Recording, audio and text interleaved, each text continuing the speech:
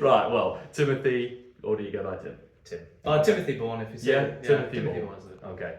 How did you get into communication? That's a good question. Maybe we have to roll the carpet all the way back. Let's do it. I was 19. I just finished my apprenticeship as a car mechanic and got into social service. That sort of changed my entire life and the way I see things, seeing how quickly we get old and what we need. And nothing really made sense anymore to me, so I figured best is not to go back to my job as a car mechanic and just go travel and just see what else is out there. Picked Australia, the furthest place away, came back after a year, felt amazing about myself, about life, about possibilities, and then I got a job as a flight attendant, and everything I thought I left behind, all the negativity that I used to grow up in a very rough environment, just rough guts, lots of fights, and I thought I left all of this behind, but I've sort of slipped back into German society. So I'm German originally, if you can tell by the accent, and sort of, even though I was flying around the world, everything was nice, I couldn't shake the sort of identity crisis that I had. I didn't know who I was. My behavior wasn't fitting in with the environment that I was in because I wasn't among rough guts anymore. Yeah. I was around, well, people really from all walks of life. Everybody becomes a flight attendant. Yeah. And nothing would make sense, and I couldn't connect with anyone. And so I started, after a year, to get really depressed. And what I thought I had escaped back in the day sort of came back with a vengeance. I was more angry, I was more lost, and I didn't know what to do. And so I got heavily into drinking. And then one of my family members said, hey, why don't you check out this guy called Marshall B. Rosenberg, who does nonviolent communication. That would really help you. Wow. And I figured, well, fuck off. that was my thought, nonviolent communication. But anyway, I thought I'll check it out because, family member is a trusted source, so I probably should go and have a look. Yeah. And it intrigued me right from the get-go because he was talking about needs. What is it that you need? And I thought, I never thought about needs or in terms of needs. I always thought about what it is that I want or don't want, most likely. Yeah. I don't want to feel like this. I don't want to be here. I don't want this to go wrong. I don't want to be alone. And that was my entire conversation, was about what I don't want, on what I don't have. And Marshall sort of went into it, well, what is it that you really need when you're alone? And somebody else? And he said, but what would that be if you were to put a word on it, that feeling that you're getting? I was like, I don't know, connection? He goes, that's a connection, great. So how do you actually create a connection? Would you get your need for connection met? I said, I don't know. Be nice. I can't remember what I said. But basically, we worked along what behavior must I implement to get my need for a connection met. And very quickly, I sort of got bumped against that wall of feeling very vulnerable and not wanting to feel vulnerable, because that's not how I knew myself. If I'm vulnerable, someone's going to make fun of me. So he said, well, you see how you're sacrificing your need for a connection with the fear of being ridiculed? How do you even know that the people will ridicule you? Isn't that the choice you're making in which environment you're going to hang out? And I thought, oh yeah, who do I actually hang out with? And so it started to fall into place. What is it that I really need? How do I need to behave to get it? And what actually has to be present in my environment to give it to me? And then, of course, I quit the job as a flight attendant and came back to Australia. Yeah.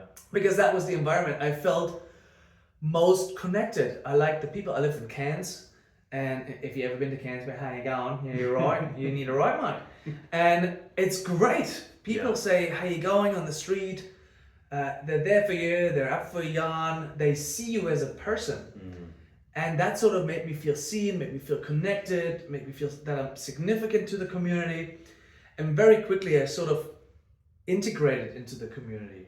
at least at the workplace and sort of in the neighborhood.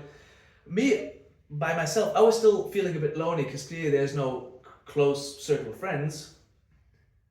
But I could see that, hey, here's something I could build on.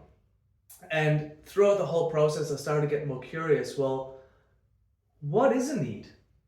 And then behind that is, okay, what is an emotion? And how do I actually create an emotion? And that sort of got me deeper into, well, how does the brain actually work? How do I process information that's coming in through our senses? And what do I associate with it to create an emotion? So my partner, she's from Malaysia, and they eat, I can't remember what it is. It's a cold, glibbery soup that smells sweet, sour, a little bit like vomit. Nice. Very nice. And the first time she put that on the table, she said, would you like a try? I said, certainly not. And I'm German, so sometimes I make sauerkraut at home, grandma's recipe, right? With apple and bacon and cumin seeds and all that. And I said, would you like a try? And she said, oh, certainly not. And so how come she gets such a going toward sort of emotion for that soup, where she goes, oh, I don't want the sauerkraut, where I have the reverse reaction to her soup and to the sauerkraut. It's sort of what we know. Yeah. Right? And so, okay, so what I know is what I want. Right? But is that getting my needs met? What I know? Or do I need to try other things? And that sort of opened my mindscape into wanting to know more about how do I communicate with myself, and what are the voices in my head actually telling me, and where do these voices come from? Where does the judgment I have about this person that cuts me off in traffic come from? I don't know anything about this person in their little red Hyundai i20. Yeah. Right? But they come on the freeway, they cut me off, and all of a sudden I'm personally offended. I'm all amped up. Maybe I'm angry, maybe I'm frustrated, maybe I'm a little bit shocked. Yeah. So my body is tense, and that emotion translates into a thought. And then I put a label on the thought, and then this is so. But it isn't. Yeah. It's just what I think. But what I'm communicating then to the other person. First I communicated it to myself, and then I communicate to the other person. And when we're in the car, you probably communicate in gestures. And it's not, Yeah. you're not giving a high five to someone. Or flipping the peace sign. Yeah. Right? So how does that come about? And that sort of intrigued me. And then I enrolled in coaching courses, leadership courses, anything self-development I can get my hands on. NLP, body language, anything I could just absorb, I would absorb. And that was all great. And that's all knowledge and understanding. And that's fantastic. And it's something to go and brag about and maybe use a little bit in your life. Yeah. But the thing that really sort of got to me was when I enrolled in a meditation retreat. Okay. To sort of just sit with myself. So it's Vipassana meditation retreat. I highly recommend that if you have any sort of challenges, go sit through a Vipassana meditation retreat and just be with yourself, because that's all that happens there. For 10 days, 100 hours, you sit with yourself, you don't talk to anyone, you don't look at anyone. It's just you with you. And you see your whole sense of self, your whole identity, everything you've accumulated, everything you've repressed, everything started to come up. And I could see who I am and the drivers of my communications, the sense of my identity, all bubbled up. And after the 10 days, there was very little left. Wow. Because it sort of sifts through it, because the brain is like the body. You need to feed it in order to sustain it. And if you don't feed it, it will take off its resources. But eventually you're through. And then all of a sudden, this sensation of just being comes into place. Yeah. And that's when I realized that everything I think, everything I feel, and everything I say, everything I do, is really just a product of how I interpret things. But underneath all of that, if I take all the interpretation away, I'm just present. But you can't just sit around and be present all day because you get nothing done. Yeah. So you need to sort of communicate and get onto something. And that's then when our filters come in, when our sense of identity comes in, and we use what we know in order to communicate. Yeah. And sort of combining all of that, understanding the sense of present that we are, right? And we notice when you go to the beach, you just look out over the beach, or you do a long walk and you have no thoughts. Yeah. That feels so freeing, you feel so light. And then we sort of put layers on it. Right? But if you take all of that away, that's all that remains. But on top of that, we stack communication, how we see things, who we are in situations, and then we use what we know to communicate with that. Yeah. Right? And so that all intrigued me. I said, how can I put all of this together and share this with, well, first my friends, until they were sick and tired of hearing about it. And then so somebody said, you should start a business with this because you're really good at being curious and understanding. You understand the core principles of communication, not just the how-to, but the what it is that communicates and what it falls onto, and our reactiveness to it, and how the senses function, and how our brain processes. Yeah. And so slowly I started building out this company that is now Mindcom, which stands for Mindful Communication. Just understanding what's alive in you, how do you interpret that? That's a communication. And how do you verbalize that then? How do you act on it? Because that's a communication. Yeah. And then how do you bridge that gap to the other person? And how do you help them to communicate more effectively? By just managing your state, understanding their state, managing their state. So it sounds like the meditation retreat was really profound for you. It was sort of the breaking point where I realized this is sort of the core of it all. Everything else is just layer and layer and layer and layer. And it's great. I got great value from it. And I'm pretty sure that the people that I talked to before the meditation retreat also gained great value from it. Yeah. But it wasn't until I understood the sort of the bottom line of who we are as a being, not just as a person, but as a being. You could then go into maybe the more holistic approach and saying, well, an animal has sort of the same presence, right? A tree has the same presence, the zucchini has the same presence. And being able to connect with that, the what's alive in us. And that's something that's so vulnerable, so precious, that we need to treat it with respect. And that's where empathy comes in, an awareness of that we can do a lot of damage to this fragile sense of being. And well, how do we communicate then so we can open up that being and maybe connect being to being? Right? That's what a great sports team does when they're in synergy. Right? There is no I. There is a we. There is a us. Right? And we don't distinguish. A great relationship, same thing. There is no I. There should be an I in the practical terms, but as a whole, there is no I. It's us in this. How do you think most people can get to that deeper understanding of themselves? Because I feel like a lot of people, myself included, live very surface level. You know, just day to day, I've got this going on, I've got that going on. I don't think many people are very in touch with their own beliefs in a deep way.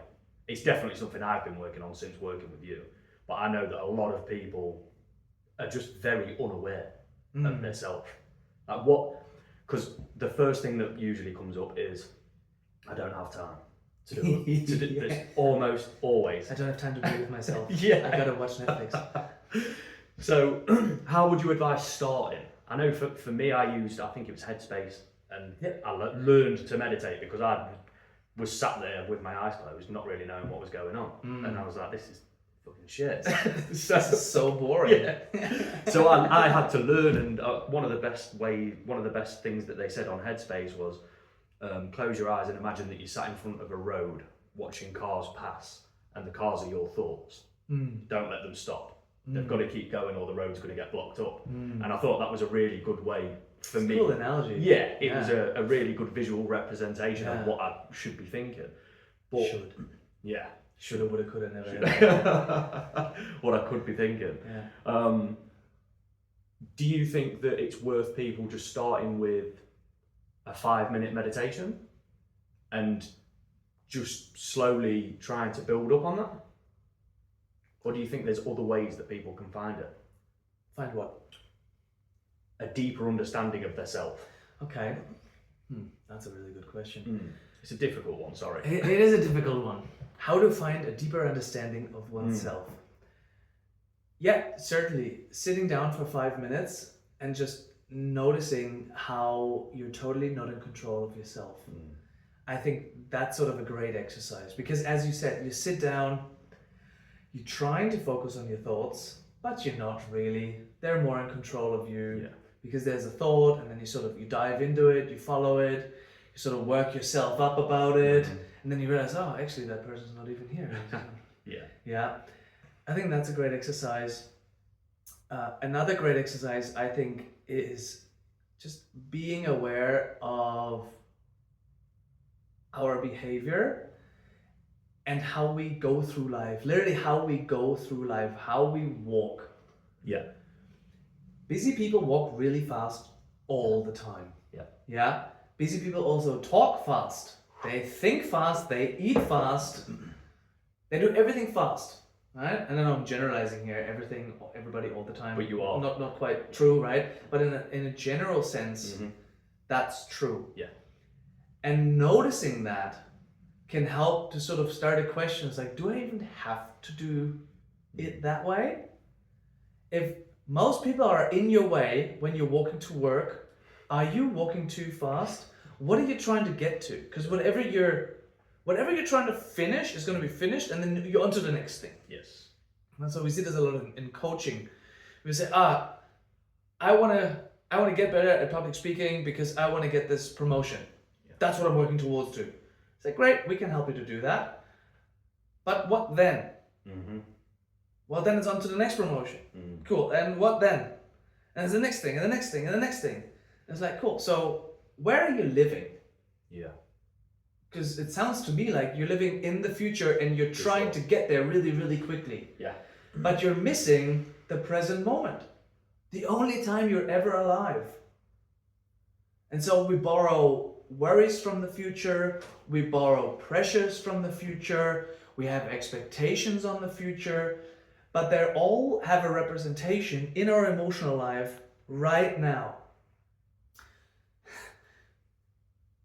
When people need to do a presentation, and I say, okay, so you have this presentation next week, right? Which, please come earlier than 1 week out. That makes our work so much easier.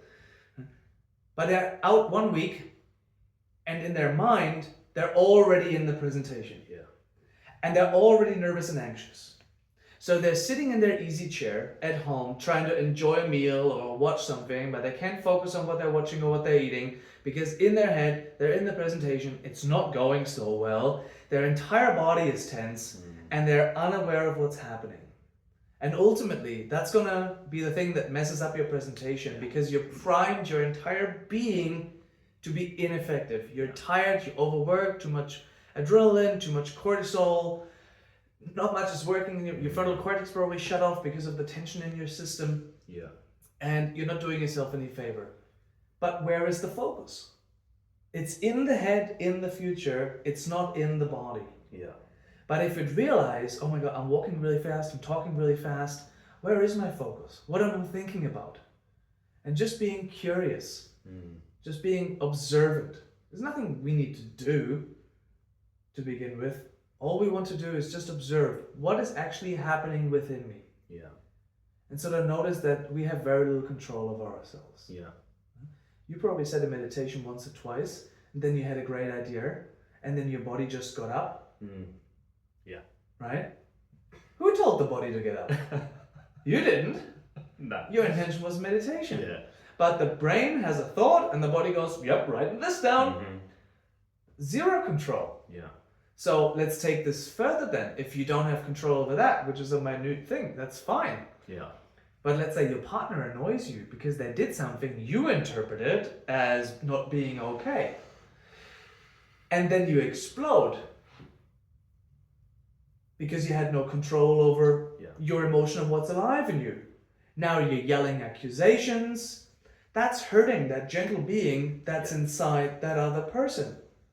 And now they're distant from you. And you can't close the distance in a relationship once you broke the trust. right? Especially if you broke it repeatedly or real drastically, you will never rebuild that trust. Now you broke the relationship. But if we were aware of what's alive in us, we could then better choose our words. And maybe if we'd understand, okay, what does this other person actually, what do I need? What does this other person need in order for me to actually get that message across?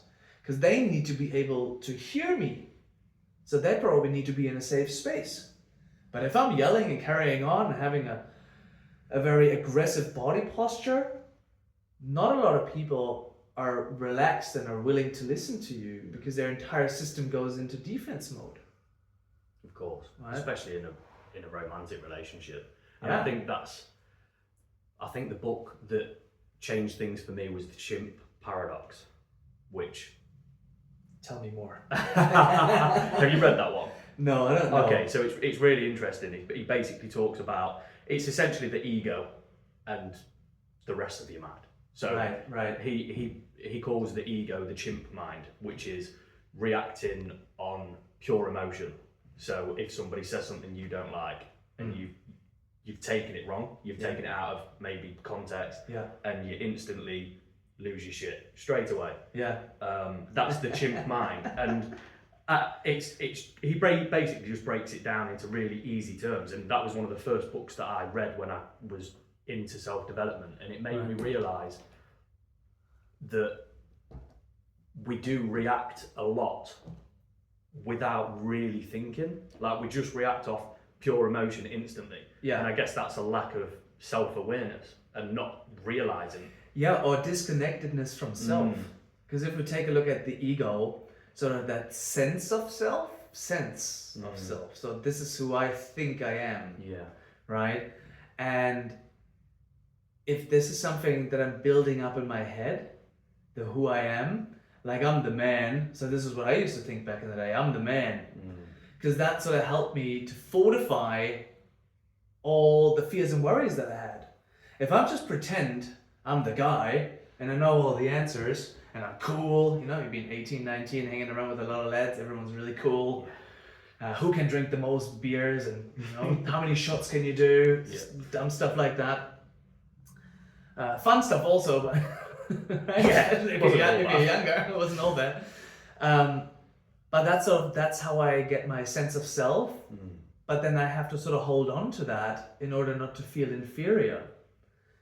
But underneath it, I might know that, well, I'm not that person because I do feel pain and I do have a hangover and I'm afraid of that my friends don't like me. Yeah. But I can't say it because it's this persona, this face that I'm putting on. And now somebody has a go at that sort of persona that I built for myself, and I have to immediately shut it down. Because if this goes any further, and you've just spotted a crack, I gotta control the situation right away. I gotta clean up the crack, make sure that no one else sees it, and sort of, at best, hammer down on the other person, so sort of to reestablish my control over the situation, my dominance, so I don't lose it. Yeah. Right? And we get really sneaky with dominance. It doesn't have to be aggressive. It can be very sneaky, like a silent treatment. Great way to dominate a situation. Yeah. But it's not dominant at all. It's very sleek in a way. Yeah. But that's also the ego holding on to control. The ego is trying to control. But that in itself is not ourself. It's the persona that we put on, that we identified with, and now we have to uphold the image. Yeah. Right? But behind that, and that's what I used to be, right? Back then, it's all persona. This is me. Yeah. And if we look at like Carl Jung's, I think it was the athlete, so very early on when we're growing up, so go through several stages. First we have the athlete, then we have the warrior, I think then we have the statesman, and then we go into the spirit. And the athlete is really sort of when we're younger, and we need the external world to sort of tell us who we are, because we have no idea. Yeah. So we sort of take in everything from the external world and we build an image of who we are. Yeah. And that already, what's that communication that's coming in? Right? What is that saying to me if dad says, you're bloody no good at this? Yeah. Right? I told you freaking 5 times. I don't know why he's Australian. Right? Yeah. And all of a sudden it's like, I seem to be not good enough. right? I seem to be a loser. Mm. And then we walk through life with this idea because we're identified with the idea, where underneath it there is a self and has needs. And the need maybe is support and connection, but I never got the connection because dad never got the connection, so he's wrapped up in self. Or in the persona, he's got no connection to himself, so he hands it down to me. Most people in the society don't really have a connection to themselves. That's why we escape, because life feels so empty. Yeah. But if we're with ourselves, we're never alone, we're connected. That's where the vulnerability sits. But how can I be vulnerable if I have to put on a brave face? Yeah. As we go further, we eventually get to the warrior stage where we'll stand up for ourselves, we'll stand up for others. Yeah. The statesperson is where we then go into service for others. Yeah. And it sort of leaks out, right? And we become more ourselves. Like once you get older, spring chicken yourself anymore. I like to think that. And there's probably a point in time where you say, well, I don't really need to do this anymore to prove myself. I know sort of who I am in the situation. And if you look at old people, 60, 70, 80 years, they have no need to prove themselves anymore. They go, yeah, I've been there, done that, I'm all right. But I'll help you out if you need. Yeah. They connected with themselves gradually because they understood I can't live my life under that pressure of having to perform, losing face in front of others. Yeah. People discover cracks in my personality. Eventually that mask gets really heavy. Yeah. And it has to drop. And old people mostly drop the mask because they just don't care. Yeah. Yeah.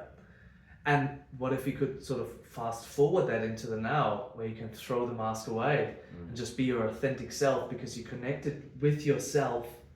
You'd never be alone. Or never have that sensation of loneliness. Yeah. Because you're with yourself. You're able to back yourself up if you have a negative thought about yourself, like, oh, that was stupid. Yeah. But it was all right. You learn. To have that sense of self within that allows you to connect with yourself, to have your own back, and to pick yourself back up, to want the good for you, to have empathy with yourself. Yeah. That sort of, what was the question? I got so lost in what you were saying. I'm just going to check that it's still recording. I just got ready. Yeah, we're good. Cool. And I don't want to take a dark turn here. What the way you was just explaining it, it makes me think with how high suicide rates are with men. Do you think that a lot of that is the mask and people not? Because I know for myself, when I've struggled mentally, which I haven't for a while since I've been learning and trying new things, but I remember when I started and I didn't have any tools with coping with past traumas and whatever it is. In my head, I think from being young, I probably didn't feel like I was worthy as a kid. So as I grew older, I was always proving to myself in one way or another that I'm worthy by achieving things. That was my way. I was like, okay, I'll go to the gym, I'll do this, I'll get this job and whatever it was. It was always surface level things, material things.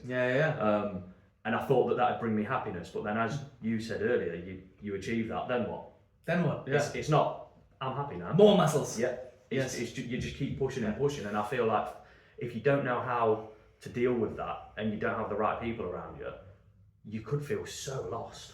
So lost. I was suicidally depressed when I was 21 because there was no way out. Because I didn't want to live up to the expectations that German society put on me.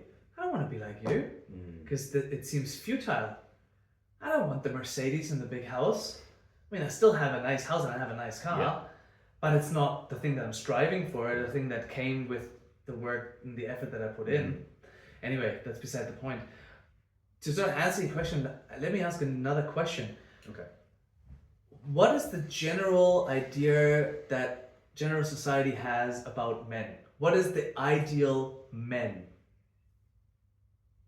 Protector and provider. The protector and provider. And what's the attitude of a protector and provider? Keep moving forward. There's this real cool saying that it's something that really rubs me the wrong way. Something that I used to hear in Cairns a lot. It's eat a teaspoon of concrete and harden it up. Okay, yeah. Yeah, it's sort of be hard. Mm-hmm. Be hard, take it, move on, keep going. Sort of the warrior sort of idea of trench warfare, just keep pushing forward. Okay, cool. Yeah. But how long can you push forward until the tank's empty Yeah. if there is no support? Sure, you can hold it up and put on a brave face, but underneath it, it's all crumbled. No. So that sort of the idea of who I need to be that's been put on me by society is poison for the mind. Yeah. It's also, is it still the time where we have to harden up and push forward? Is there a rivaling tribe coming through my village that I have to fight? Probably not, right? A better skill set nowadays would be to have the skill of empathy as a man, especially towards women, and understand, okay, there is a more gentler soul, maybe I need to change my language, right? Or maybe I can't crack this filthy, nasty joke, right? Or she says, that makes me feel, so and says, well, stop being it, right? They say, oh, well, sounds like you need some support. And sort of actually fulfill the role of the modern man of understanding what is it that the people around me need. And then to be able to give them that and go further than physical protection and putting food on the table. To be honest, my partner and I, there is a lot of equality in terms of what we're putting on the table. And if I would come in and say, you know what, Rachel, F this, you're going to be a housewife now, and I'm going to put all the food on the table. I think she would get real upset. Because I'm a person too. So for me, as the modern man, wouldn't it be better to have an empathy muscle that we're exercising, the ability to connect with other people, and to then rally the troops, and then go and do what we've done before, try to conquer that mountain, but without physically needing to be extra strong, and be the alpha male, because we're not really chimps anymore. So it's like I don't need to be the alpha male to feel good about myself, which is how I grew up. You have to fight to be the alpha male, because that's the only way people respect you, and the only guy that chicks really want to go out with. But I don't think that's true anymore. No, well, I think that's an amazing point. I think the problem is our generation, because we are the same generation, I guess. Sure. Give or take a few years.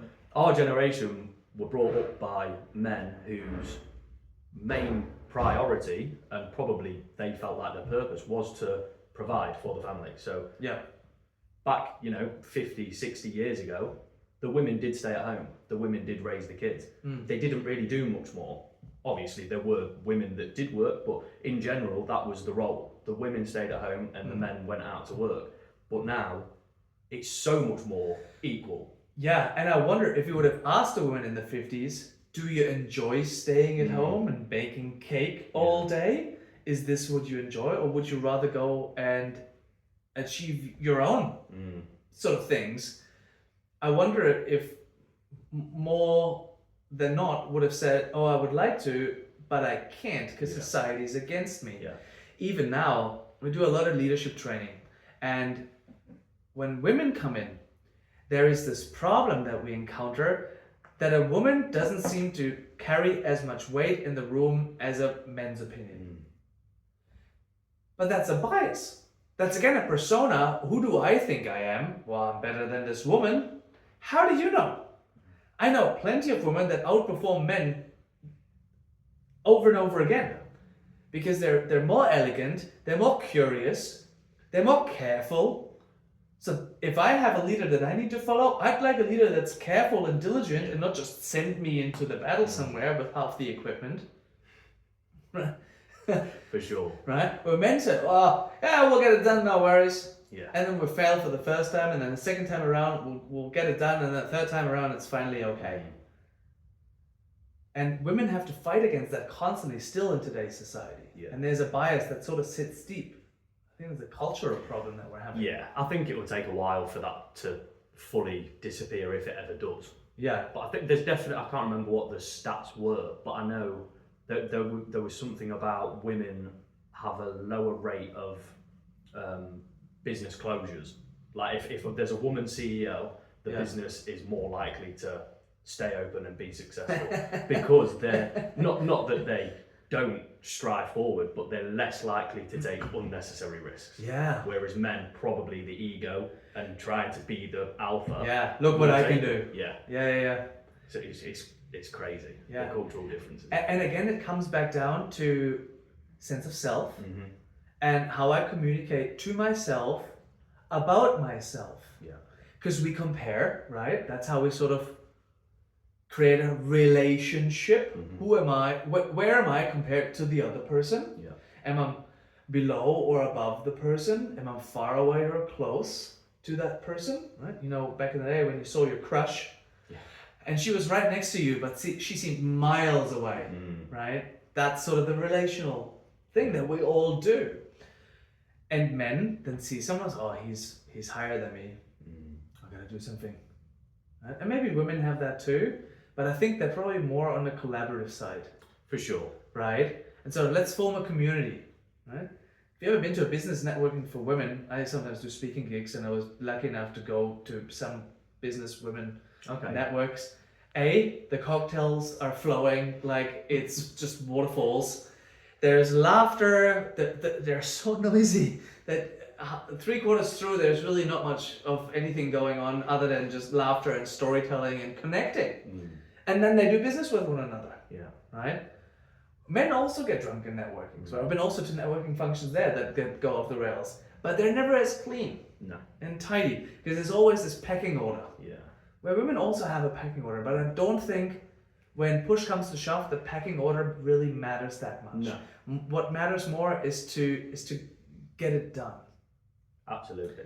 Where with men, it's like, oh, I gotta get credit for that. Yeah. And the bigger the ego, the more the need for the credit is there. Oh, I've done that, by the way. I just told John about that. Who cares? Did we get it done as a team? Yeah.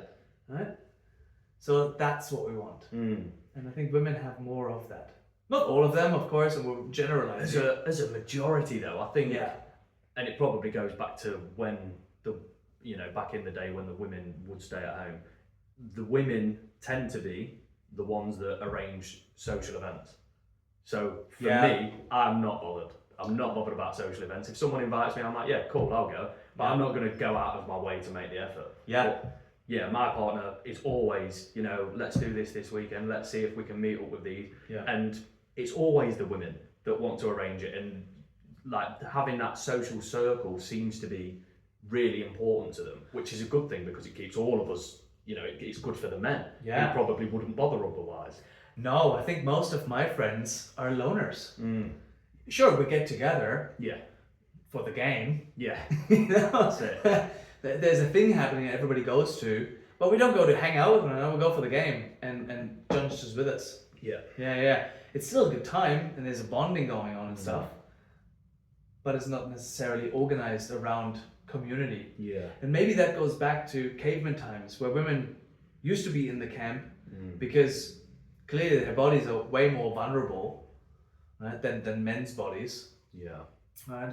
If I flick you, nothing happens. If I flick my partner in the arm, there'll be a black mark. Yeah. Right. So there's definitely a gentleness, a softness to women, and whereas us men, we'd go out hunting, we'd chase stuff, and even if we're together, we're just quiet in the bushes waiting for the mammoth to pass.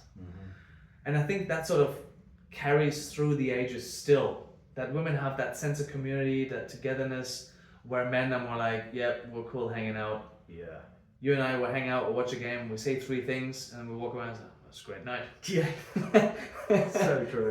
Right? But that's also communication, right? So even though not much is said, there's a lot said in body language, in hanging out in someone's space. And I think sort of in a sort of warped way, we men have the ability to tap into that sense of self, that sense of presence, when we're just with one another. Nothing needs to be said. There is a connection that just is. And all you need is a head nod.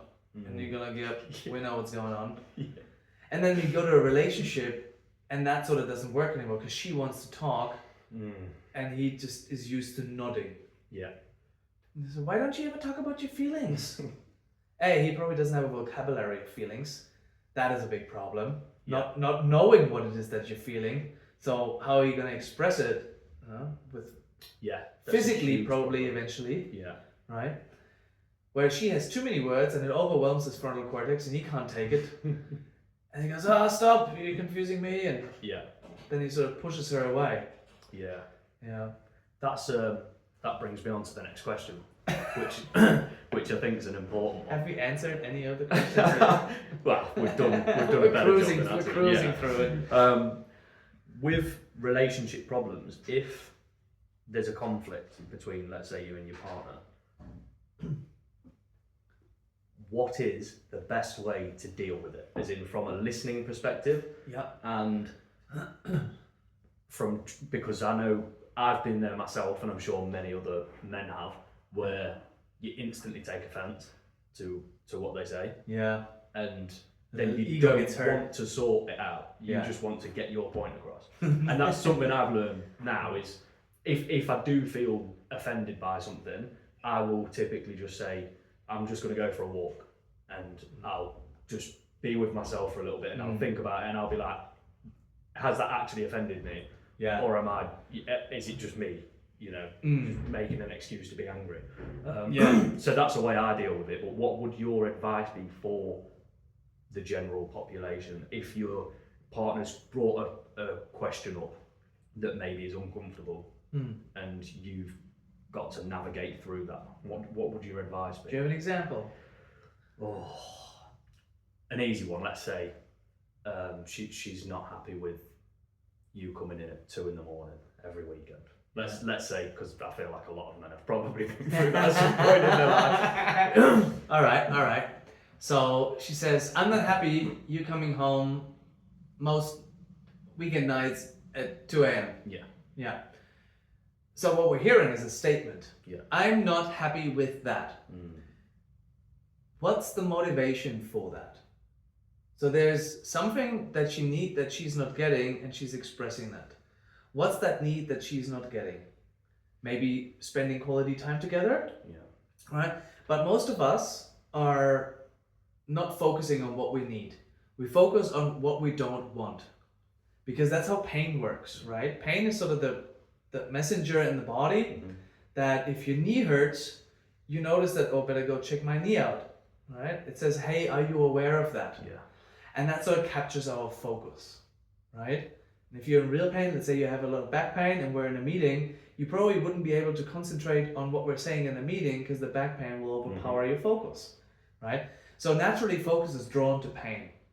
And now, her pain is that she's not having sort of quality time. Yeah. But she's not aware of that because the pain is just, you're not here. That's what she's aware of.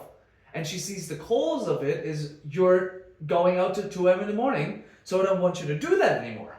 And she says, I want you to stop that pain that I'm having, is what she's saying. Of course, that's not what she's saying, right?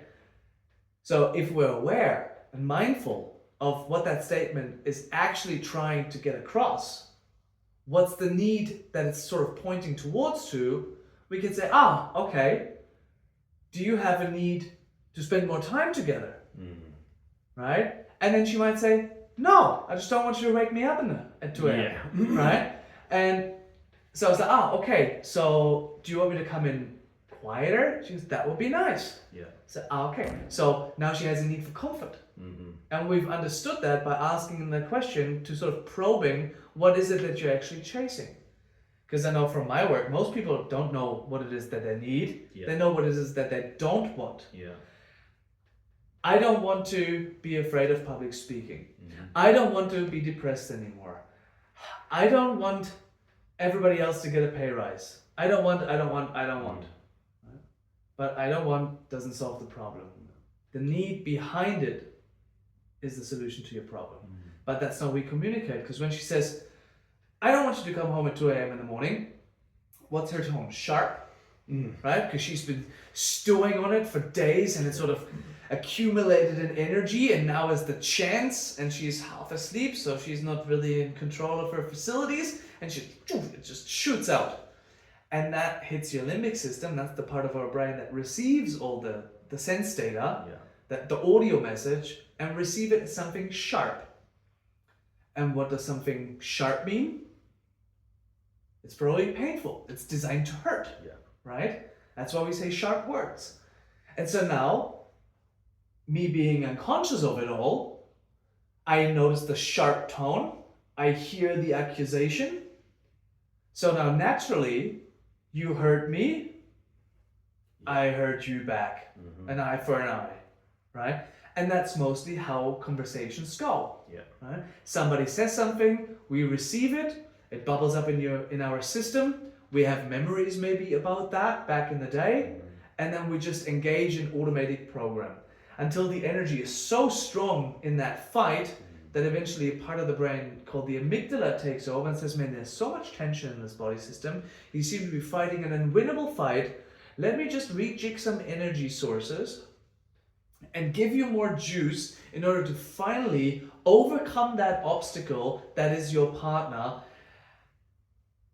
Your frontal cortex stops working, so you can't logically put thoughts together, right? Because there's no need to debate with a bear, right? That's what the brain thinks. So 20% of energy back into the system, right? Digestive system stops working, all that sort of stuff, right? Create more energy so you can overpower the threat, because that's what was needed back in the day when we were cavemen. But now that sort of extra energy that bubbles up inside us, we use it now to sort of conquer the other person, which is completely going in the opposite direction of what it is that we want out of our relationships. So again, we want to be mindful of what's actually arising, what is the need behind a statement, before we blindly jump on an emotional wave and start riding it and feeding it to eventually crash it on the shore and destroy everything that's built on the shore, which is our relationship. So the answer to your question is to listen to the need and sort of ask probing questions as to, is this what you're after? Or is that what you're after? And then she gets a chance to respond. And so slowly we can find what it is.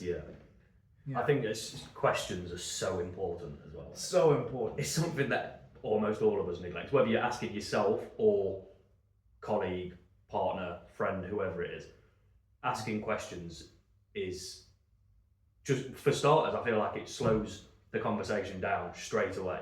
If for that example, she was like, I don't like you coming in at that time, and you ask her a question back, the conversation is instantly slower, depending on the question that you ask, obviously. I like that. That's a good I think it was Anthony Robbins who said the quality of your life is determined by the quality of your questions. And one really terrible questions that I used to ask myself, and I know a lot of other people out there ask themselves, is why me? Why is this happening to me? And a question is sort of a self-fulfilling prophecy, because a question only produces answers to what it is that you had asked. And why is this happening to me? Well, because you're an idiot. And now there is a fact, I'm an idiot. So that is in alignment with my self-image. That checks out, right? And so we often think in questions only when we're in a negative state, and we ask the wrong question. Why is she being so annoying? Right? Why can't I get it connected with that person across the room? Well, because they're obstructing. How do you know? Right? So ask better questions. Not why me? It's like, how come this is repeatedly happening, and what is it that I'm overlooking? It's a way more specific question. Right? So A, and B, I think when we go into the internal self-talk, or even in conversation, a lot of us don't communicate in questions at all. We communicate in statements. Because if I say a statement, that means I know a thing. And if I know a thing and you agree, well, guess what? I get to feel significant about that. I feel worthy. And so that's a good strategy to feel good about myself. So I'm just going to walk around and state things. And I used to grow up with people that they knew everything, but they've never read a book. Right? And I was like, what are you talking about? Right? But they were so convincing because their tonality sits deep, Yeah. and they're relaxed in what they're saying, and so they get it across confidently. No one even questions Yeah. what they're saying. Yeah. Yeah. And that produces a false sense of security, and again, it feeds the persona. Yeah. Right? This is who I think I am. Really? Because I don't think Christopher Columbus discovered America in 1858. That's not a thing. Yeah. Oh no. Yeah. And then we sort of get into our head and we tell ourselves little lies or little believies. Yeah. We do that constantly across the board. If we could ask more questions, even against our self-talk, and say, how do you know that? That's true too. Right? Done a good job here. How do you know? And then maybe I can sift through the rubble and go like, yeah, actually I did a good job here. And I get a confirmation. Or I get a learning. Yeah. So it's sort of a win-win. But who would want to find out that they failed here? Because what I call learning, a lot of people call failure. Yeah. I don't like that term. Yeah. I don't like that term. I don't think there is failure as such. There's only learning. For sure. Yeah. Unless it kills you. And in which case, it's not failure for you anymore because you're not here. No. But yeah, I think it's definitely a mindset thing, I believe. Like, there was a lot of my friends growing up, you'd watch them do the same things over and over. Yeah. And just, I'd be amazed, like, how have they not learned that it's going to have the same outcome? Yeah. So it's definitely, obviously, everyone can get out of that, but I think a lot of people just aren't willing to look at it as a lesson, maybe because it's uncomfortable for them. So self-reflection is probably one of the most uncomfortable things you can do, because the first thing you see is all flaws. There's nothing growing in your field. Yeah. and that's demoralizing. So why start? Right? And those who are good with the hammer think the whole world is made of nails. Right? So, and sort of tragically, and I think we have to have a bit of empathy there and maybe put a caveat in that, because we do what we do because we know the result we're getting, and that produces a sense of safety. So we don't need to deal with uncertainty. But if you try a new thing, you might fail. And what does that say about you? Just in terms of how that feels. Because we interpret emotions, right? I'm a loser. You try that 3-4 times, it doesn't work. You don't want to experience that feeling anymore. Maybe you have a bad environment and people say, why'd you do that? You're an idiot, right? Or they discourage you from doing it in the first place. Yeah. I remember when I said, I'm going to Australia. I said, you can't go to Australia. I said, no, you can't go to Australia. I can. Yeah. But there's this projection of other people's fears that they put on us. And so if you're not strong in your sense of self and you fully identified with your ego, with the persona that you are, and then somebody backs that up, well, you don't want that mask to crumble. What if there's nothing behind it and it's all true? Better not find out. On an emotional level, that's really heavy. And if you're just by yourself, cracking that nut, not an easy thing to do. Yeah. So I think there's a bit of leeway here that not everybody that does the same thing over and over again is stuck. Yeah. Some people just don't know. Others are too afraid. And some other people like consistency. Like if you're a steady personality type, right, out of the DISC model, you probably like doing the same thing over and over again. Yeah. Because that's just who you are. That's what you like. Yeah. That brings us on perfectly again. Here we go. The personality types. Like I read the script on your notepad there. Yeah. So that's because I think it's really important. I think communication, if you want to do anything in life, if you want to be successful in any part of life, whether it's personal relationships or friendships, work, business, you've got to be good with communication. And one of the most important things that I learned, I initially learned it from the book Surrounded by Idiots. So I knew it by the colours. Right. And then when I came to you, you taught me the other model, the DISC model. Yep. I think that's so important for communicating, because if you understand, you can typically understand if somebody's very much one way. You'll know pretty straight, like pretty quickly in a conversation.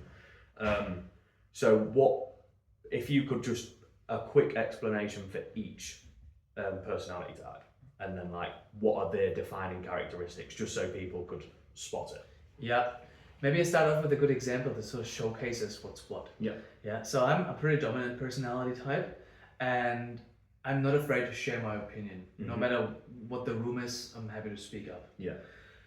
My partner is very conscientious. So she doesn't really like to speak up. She likes to get her ducks in a row first and make sure she seconded all the facts before she actually engages in any action. Well, I sort of act and I connect the dots backwards because I fly on a hunch, right? And mostly the hunch is right, right? And so, as a good example, I was in the living room and I was hanging up laundry and I was hanging up a shirt and I didn't have a coat hanger. And my partner was in the bathroom, which is close to the bedroom. And I said, "Hey, Rach, can you get me a coat hanger?" He says, "Yes, sure. What, do you want a small or big coat hanger?" I said, "Don't care, just a coat hanger." "Okay. Do you want a wooden one or a plastic one?" I said, I don't care. She goes, "Oh, there's a metal one too. Do you want the metal one?" I said, just a coat hanger before the shirt gets dry. But so she can't operate until there is a clear sort of detailed plan that puts the things together, where if you say, "Can you hang up the shirt?" I'll probably think of something where I can hang the shirt and I don't even need a coat hanger. For sure. Right? So that the difference in personality types. Now, I then would go and say, "Why don't you just get me a coat hanger?" And I would get very annoyed, right? Because clearly, why aren't you just thinking on the fly? Like, look, I can do it.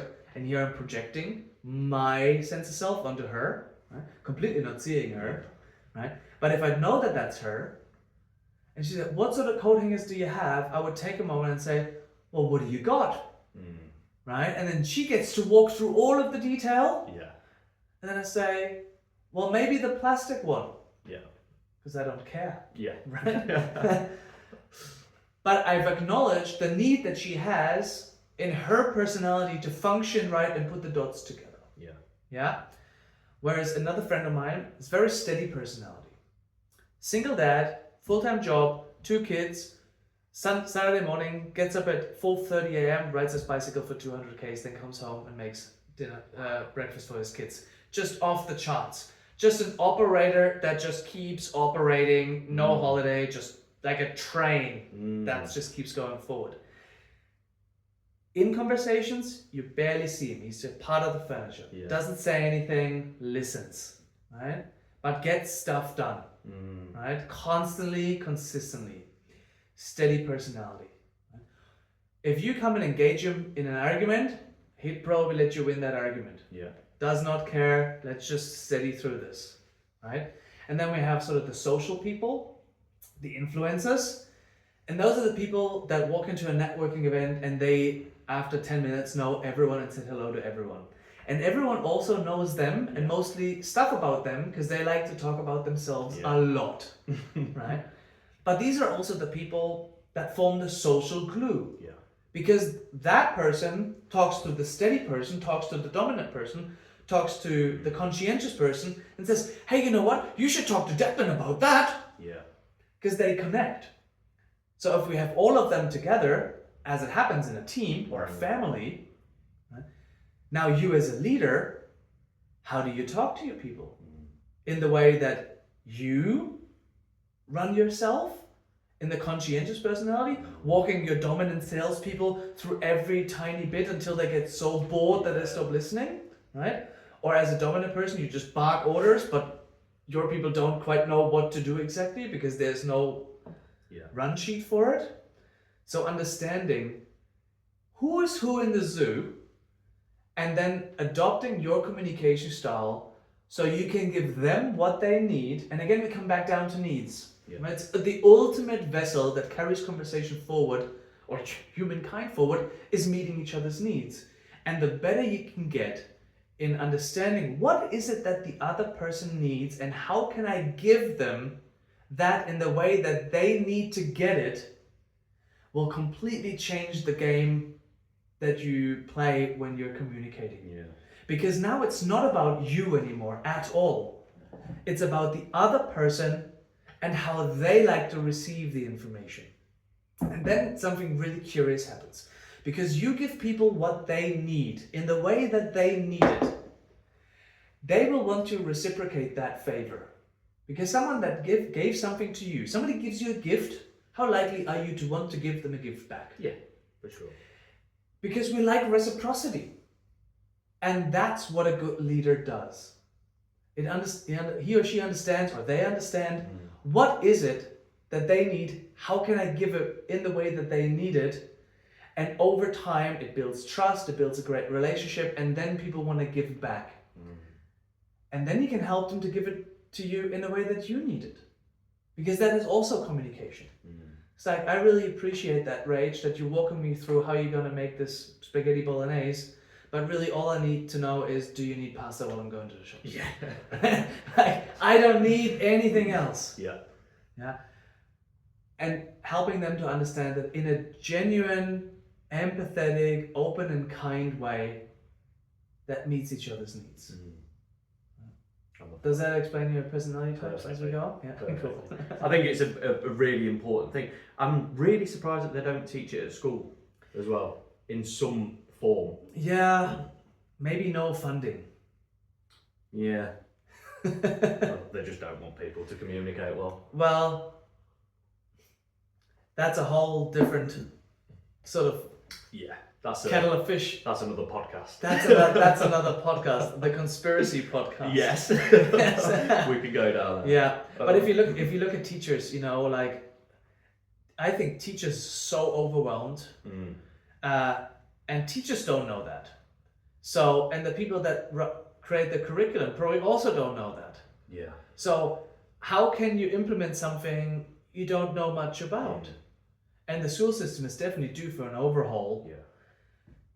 Where will the money come from? Where is the investment in the future, in our future generation coming from? I sometimes do gigs in schools, and I'm really amazed at how emotionally intelligent the new generation is. Yeah. So no matter how much shit youngsters get for, you're on your phone too much and stop being and whatnot, every conversation that I have with an adolescent or a youngster, they can tell me how they're feeling. Maybe a bit too much, too much emphasis on that, right? But at least I have an understanding.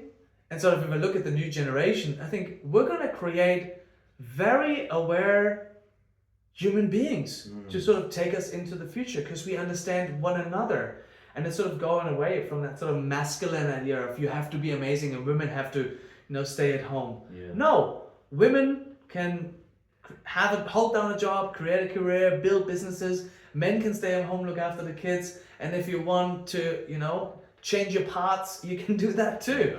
And it's okay as long as everybody gets their needs met.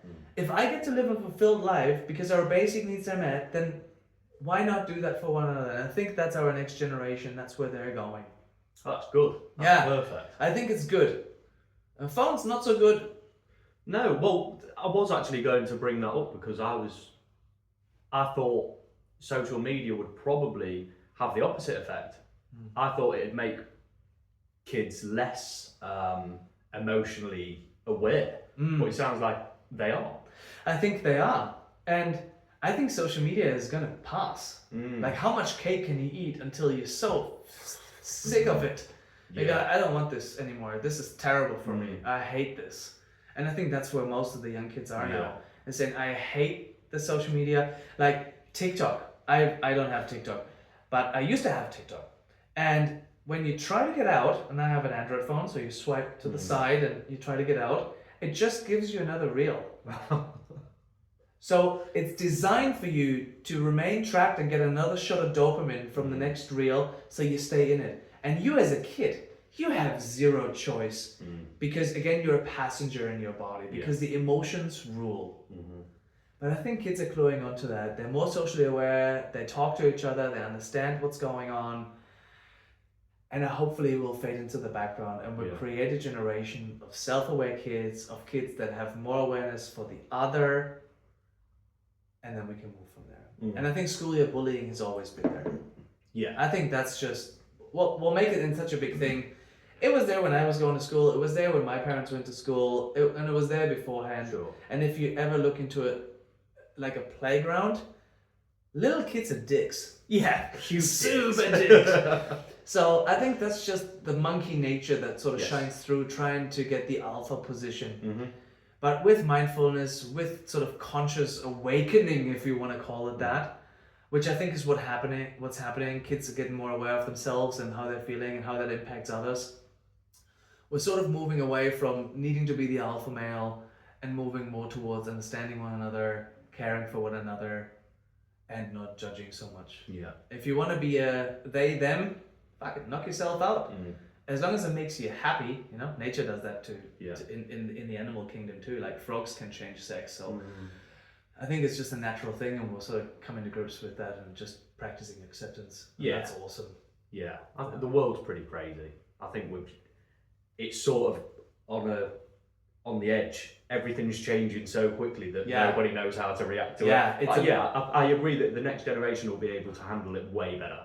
I reckon if we don't blow ourselves up because the old men are sitting at the button, we're gonna be alright. Fingers crossed. Yeah, we just need to get them out. Get the old men out. They'll fade in time. So, I guess we'll finish with one message to the listeners. Any message, if you want to just push a bit of positivity out there. What is it that you'd like to say to everyone? Have your own back. I think don't abandon yourself. Mm. I think that's one of the most critical things that I've learned, and it's a thing that we teach, to not abandon yourself in the time of need, where we just go through an experience without really wanting to engage in it. It just sort of happens to us. Public speaking, being in a difficult relationship, where we just do the thing because we think it's expected of us. Yeah. No, be with yourself, support yourself. Positively have that self-talk that is inquisitive. What do you need right now? Like, that's what I ask myself still sometimes if I'm have a very difficult project or I need to conquer a new task that I know nothing about. It's like, what do you need right now? Maybe I need patience. Maybe I need curiosity. Whatever it is, if I ask myself, what do I need right now? And I have my own back, I'm able to support myself, to give myself that emotional framework that I need right now, then we can nearly weather anything. If you're depressed, you say, oh man, what do I need right now? You might say, I just need some other people. Right? I just need to be listened to. Call Lifeline. Right? But you need to know what you need in order to exercise it, and that's why you need to have your own back. To care for yourself if no one else does. In the epidemic of lonely men, maybe that's a good advice. Fucking fantastic advice. Fucking I love that. Thank you, Tim. Awesome, thanks for having me.